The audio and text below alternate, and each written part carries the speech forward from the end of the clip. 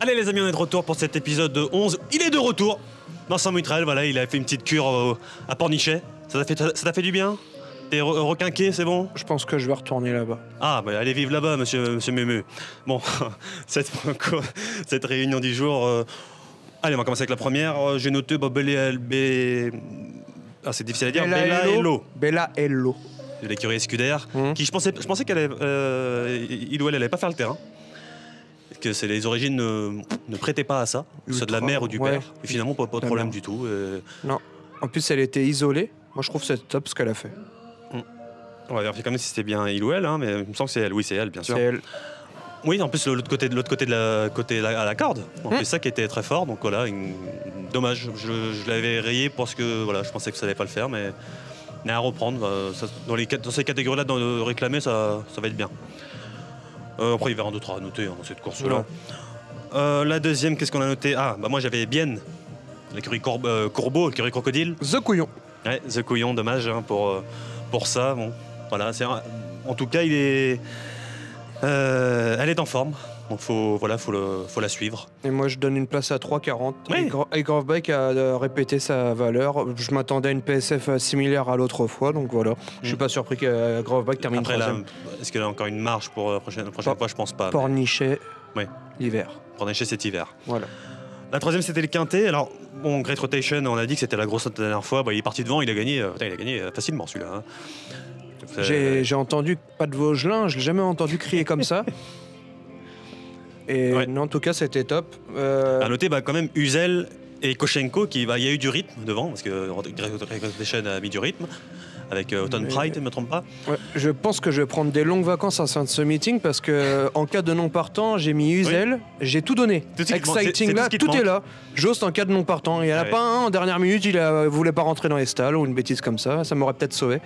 Écoutez, c'est comme ça.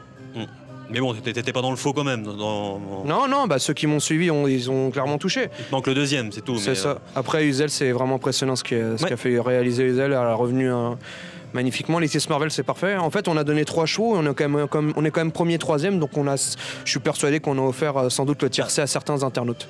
Uzel et Koshenko, c'est 2 chevaux qui ont besoin de rythme. Vraiment, parce qu'ils sont montés à l'arrière, ils ont besoin de rythme. Ils l'ont eu. Et ils ont fini à une vitesse folle. Donc voilà, mais bon, ils sont beaucoup trop dépendants du rythme de course. Devant, le souci c'est ça qui est un peu dérangeant. Tout à fait.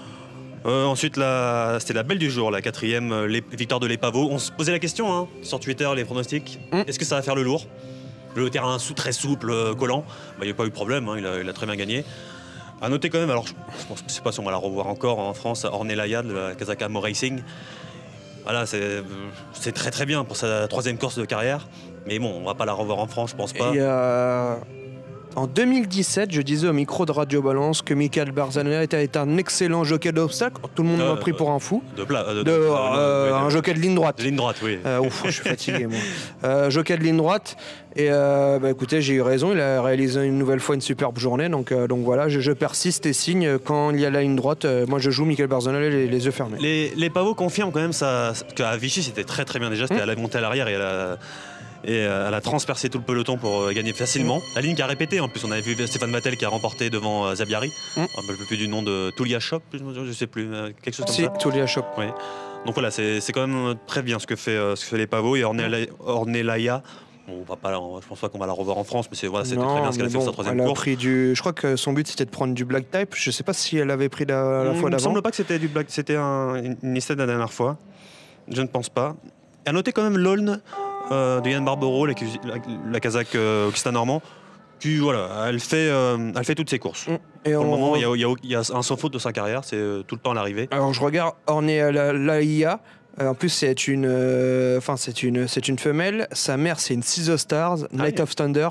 Le Black Type est pris, donc je pense que ça va être une super poulinière à l'avenir. En tout cas, j'imagine que Mo Racing sont ravis. Le travail est fait. La 5e, c'était l'autre groupe 2 du jour, victoire de Mélo.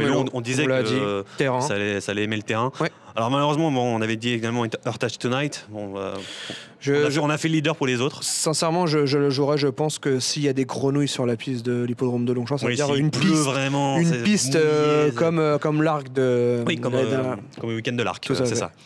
Parce que oui, là, pour le moment, on en perd quand même de l'argent avec Heritage Tonight. L'origine est top, on est très content pour David Menzies, c'est une belle histoire parce qu'il avait la sœur, si je ne me trompe pas, ou le frère. Wonderful Tonight. Oui, Wonderful Tonight, qui avait gagné groupe 1 à Longchamp.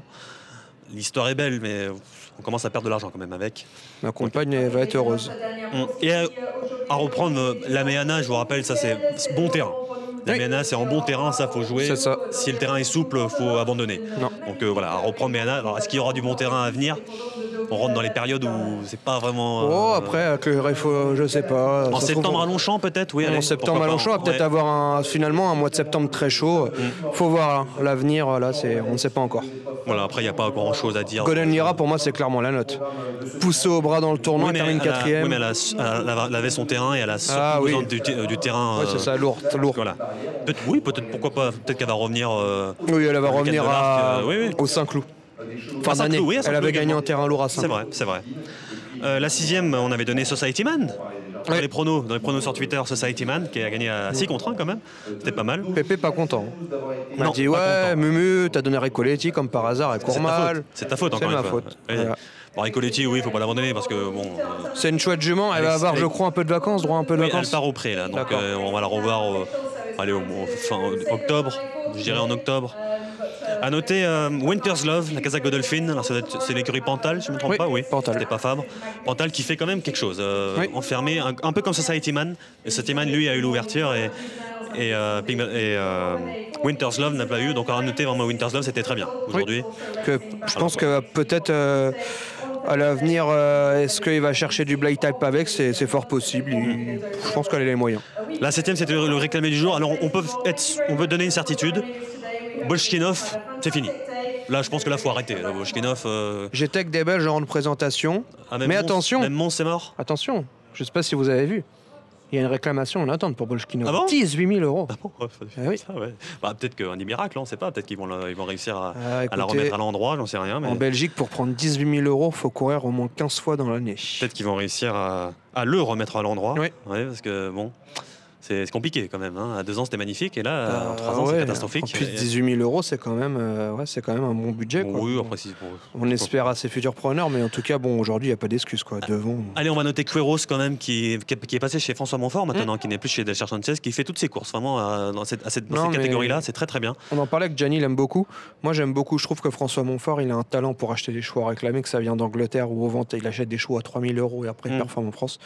Moi, je trouve que François Montfort est très doué dans la catégorie des réclamés. Donc voilà, notez Queiroz qui fait toutes ses courses. La 8e course, alors Pink Valentine, on a eu chaud. On a eu chaud avec Pink Valentine. On est 3e, mais c'était fou. On donne un couplet placé, puisque Malfa de la Story, quand Maxime Guyon a bien trouvé le passage, j'ai cru qu'il allait remporter la course. Il termine bon 2e, c'était logique. Oui, on donne un beau couplet, parce qu'il y avait de l'argent quand même. Et le Sun Place, c'est une écurie belge, l'écurie avant-garde qui s'impose dans cette épreuve. Et à noter Big River, d'écurie Barbedette, qui a très bien couru. Alors lui est passé à la corde. Clément Lecomte est passé à la corde, alors que Pink Valentine, le Red Gallo, est allé à l'extérieur. Voilà, ça court très bien, faut revoir ça. Et la dernière, j'ai noté Calcutta Cup avec Marcel Mozarbet, la curie Westmeyer.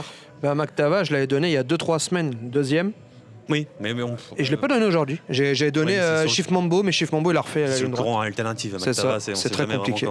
Mais Chief Mambo, il a fait aussi un truc, je trouve qu'il revient très bien. d'argent, c'était ensemble, et ça finit en West à l'arrière. Ils étaient très loin. Finalement, on est revenu quand même de l'arrière aujourd'hui. Ça qui est très...